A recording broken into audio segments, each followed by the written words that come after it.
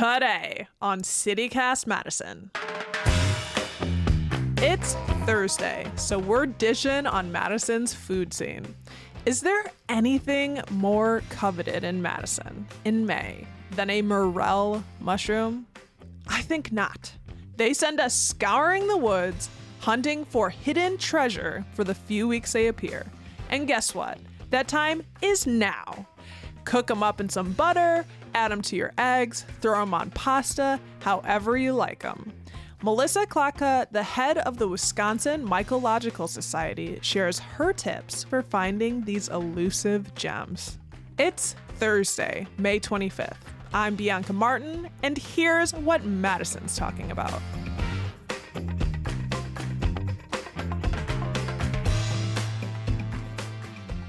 Melissa, hi. Hi. So we are here to talk mushroom hunting. And we got to start with the big one, morels. Of course. How's the season been so far for morels? Actually, this has been a tremendous morel season so far. I've had a lot of people posting on, sites and telling us just verbally at our events that people are kind of slaying the morels this year. So yeah, it's been a really great year. What kind of conditions do you want or would you hope for? Like a wet spring or? Well, actually, I've heard that it's actually more the fall weather from the year before that predicts like what kind of morel flushes you're going to get for like that next spring. So it's hard to say. And actually, the other day when we were out, I was really worried because it was very dry where we were at. And normally in that type of weather in the summer and fall, you really wouldn't be finding many mushrooms at all. But, morels don't really care about necessarily if it's dry or not, because they can actually take advantage of like the dew. They take advantage of that where it's like kind of like condensing at night and in the early morning as it cools down, you get like that condensation. And then that is, something that they can actually take advantage of and live off of that moisture. Nice. So they're super clever creatures. Yes, indeed. Yeah. And they also look super neat. Their caps to me almost look like tan, yellowish smoke spirals in the shape of a wizard's hat. That's what I decided. I love that. How would you describe them? I do not know. Like weird. A piece of Swiss cheese come into its ultimate form, or something like that. That's a good one. That is a good one. Yeah, they're cavernous sort of creatures. Yeah. Yes. Yeah. Yeah, they're very different than like any other mushroom. And I think that's part of the reason why people love them so much is because they are really different looking than other mushrooms with their crazy, pits and folds and stuff. Yeah. Yeah. And I hear that there are false morels. How can you tell a real morel apart from a false morel? Okay, so not to be sassy, but we love to say that like, other mushrooms are all technically false morels because none of the other ones are morels. But yes, they're called Gyrometra species, and they have, instead of like pits that kind of like look like it's been pushed inward, it's almost like morels look like someone has taken like an eraser or something and kind of like, made a whole bunch of like holes going inward. Gyrometra kind of look like they fold outward to some extent. But if you want to give yourself like a good comparison, to me, they look like a brain sometimes, where it's like kind of that wrinkly surface. Like a walnut. Sometimes yeah, kind of like that. Or like fried chicken, strangely enough. They kind of look like that from afar too. So, and that one, the reason that people are kind of more into, bringing the attention to like the false morels is because of the fact that they don't want people to think this is a morel and eat it, because some of those genus actually can cause poisoning if you eat it. So it's definitely something that people do want to be aware of before they go out hunting for morels. Exactly. Yes. So where do you like to look for morels? Uh, the best thing I've heard lately was one of the people on one of my forays said, "Where do you look for morels? Everywhere and nowhere?" And I said, "Yes." Because it's hard to know where they're going to be and when they're going to be there. So if you're lucky enough to find some, then good for you. I found that a good mix of pine and hardwood with a little bit of prickly ash kind of peppered in there is a lovely, ideal climate for morels to propagate themselves. So I will be looking for these areas in the future. Okay, so is it like at the root of the tree basically or at the base of the tree Oh, in your actually, it actually grows on the soil. So it Okay, has a relationship where it is like it's dependent on like, certain types of trees being present. got it. If you have that kind of mix of wood that I talked about, you just look on the ground. And in that type of mix of wood, there's pine cones that are going to sort of be something that draws your eye to them. And visually speaking, there's a lot of noise then because you have pine cone, morel, and they kind of look alike Yeah. from when you're not really looking. So it's very hard to spot them. And I think that they kind of hide and they might even point and laugh at you as you walk by looking for them. But, you have to really slow down and Mm. really look.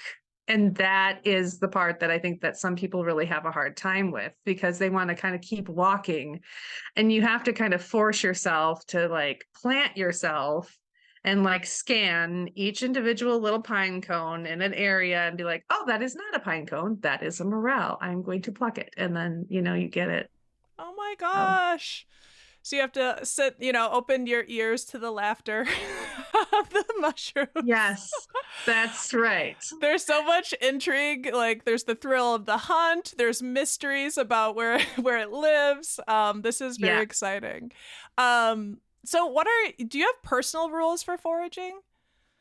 Yes. Well, first and foremost, I love to tell people, and this isn't necessarily having to do with like foraging itself, but like when you go out into the wild, we have to try to make sure that people know that we're trying to be stewards of the land and it is our responsibility, and no one else is going to do this to like clean up after ourselves and possibly also clean up after other people.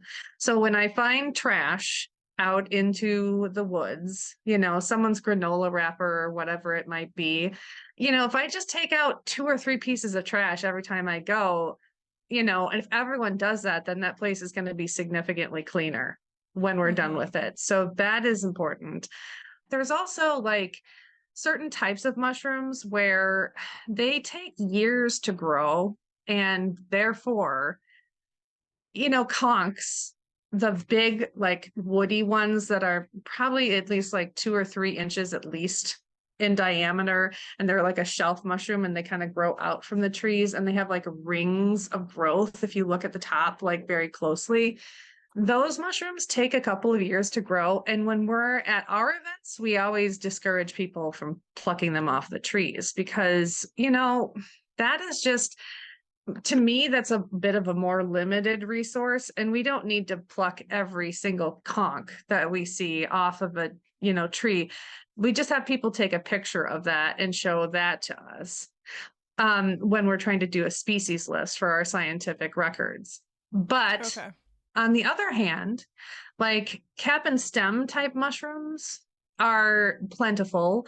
And something that people don't know about it is that as long as you are being a good steward of the land, that mycelial network is like everywhere. Right. Mm. So if you're taking a mushroom, like a cap and stem mushroom off of the ground, like a morel, for instance, a lot of people are like, they'll talk to you about, oh, leave your bag a mesh bag so it's open so that you can spread the spores and stuff.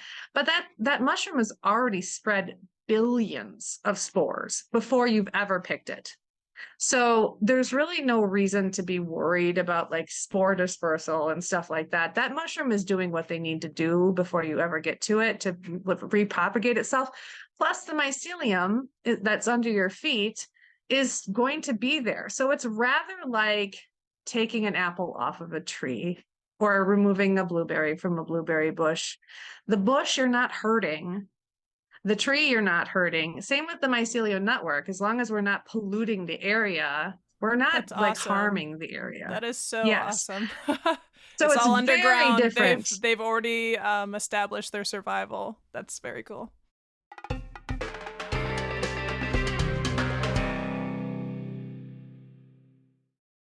I'm not sure if you've heard this joke, but I was going to ask you about your moral code or morel code. I forced you to laugh. My yes, If I've there's a heard that morel one a code. couple of times. All Yes.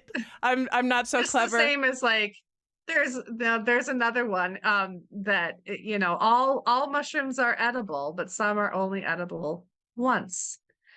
And the punchline of that is implied that if you eat certain types of mushrooms, they will kill you, and therefore you can't eat them a second time. That was your one opportunity. And speaking Yeah. of, I was gonna ask about other mushrooms you go hunting for this time of year. Um, okay. My favorite mushroom to find and consume is Grifola frondosa, and that is kind of like the common name for that is hen of the woods. It's a brown mushroom. It gets very big, like big. And Wow, that was you. You know, yeah, you moved your hands. That was she was showing like bigger than a basketball, like big, big. yeah, like two basketballs together Oh sometimes, my. like big, big, big. So yeah, they have, and the reason, it says frondosa is like it has many fronds kind of growing out of it. I would say it kind of looks like a big carnation, but like with a lot more petals or whatever, but Hmm. brown and kind of a little striated on the top. It has pores on the other side. It's like white pores, and it looks like a black staining polypore, but the black staining polypore, to its name, like if you handle it at the bottom on the pores, it'll actually stain brown. So that's like the only like super close look like. Very, very tasty. Maitake is another name for it. It's wonderful in texture and flavor.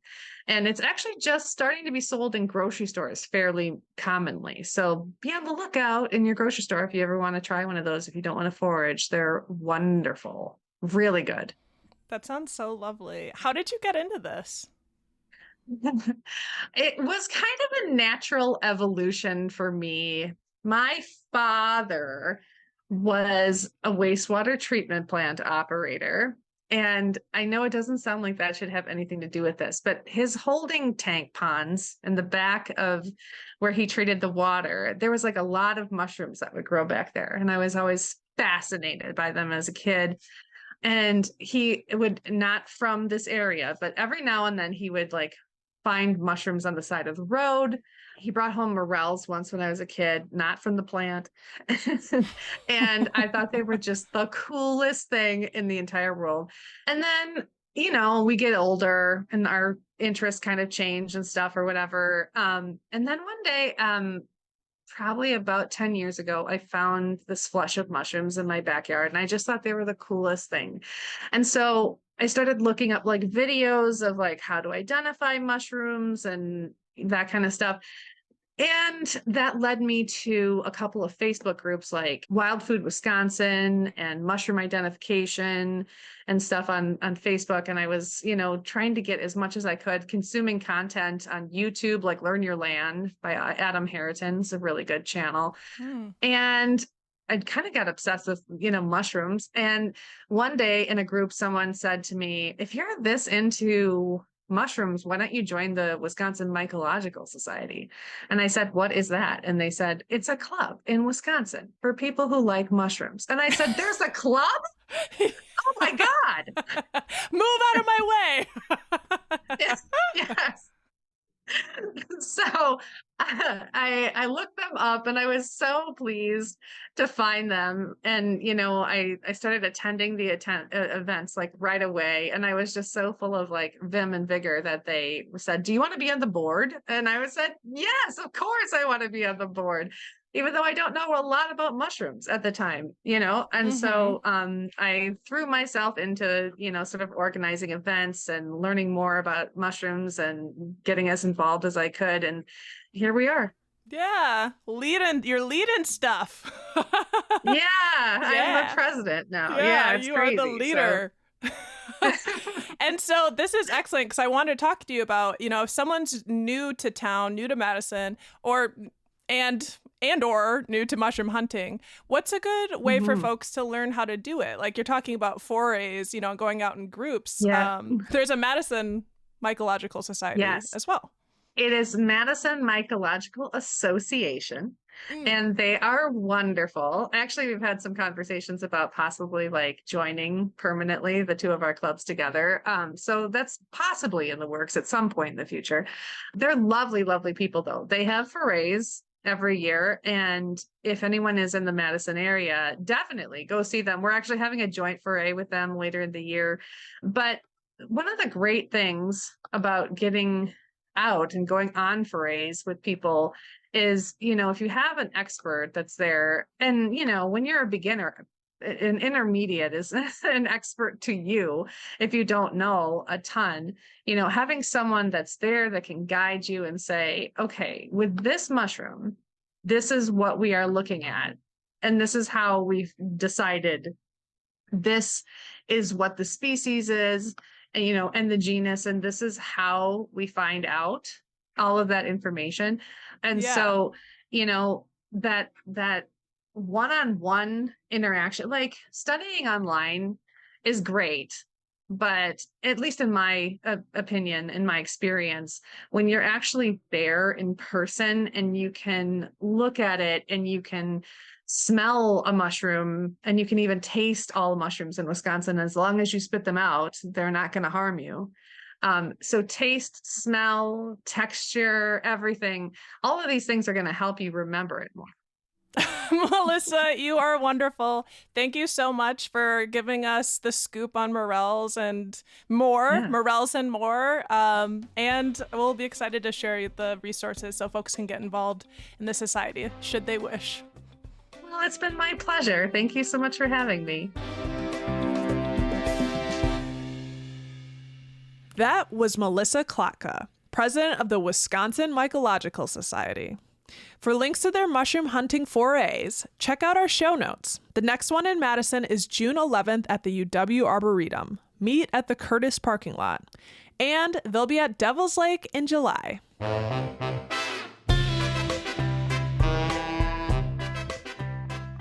And here's what else Madison's talking about. Why we can't have nice things. Sure enough, the weather's warming up, and we've got an algae bloom closing down a beach already. Blue-green algae are bacteria that grow in our lakes. It can cause rashes, stomach aches, and upset your respiratory tract. And dogs who drink it can get sick and sometimes die. Hence the beach closing. The blooms are turquoise in color with white nasty floating on top. Public Health keeps an eye on all our local beaches from Memorial Day to Labor Day, and they post signs, so keep an eye out for those, and check their website for updates. We'll throw a link to that in our show notes. Unfortunately, algae blooms are not the only pollutants in our water. About half of Madison wells are reported to have PFAS, aka toxic human-made chemicals, used in materials like firefighting foam and some food packaging. They're dubbed forever chemicals because they don't break down easily in nature. The city's water utility said that Madison drinking water is safe to consume despite their presence, according to current federal guidelines. And late last week, state Republicans earmarked $125 million in the budget, a historic amount to specifically address PFAS. That's all for today here on CityCast Madison. I'm Bianca Martin. If you enjoyed the show, why not share this podcast with someone of fine morel character? We'll be back tomorrow morning with more stories from around the city. Until then, smell you later. Especially if you swim in them lakes.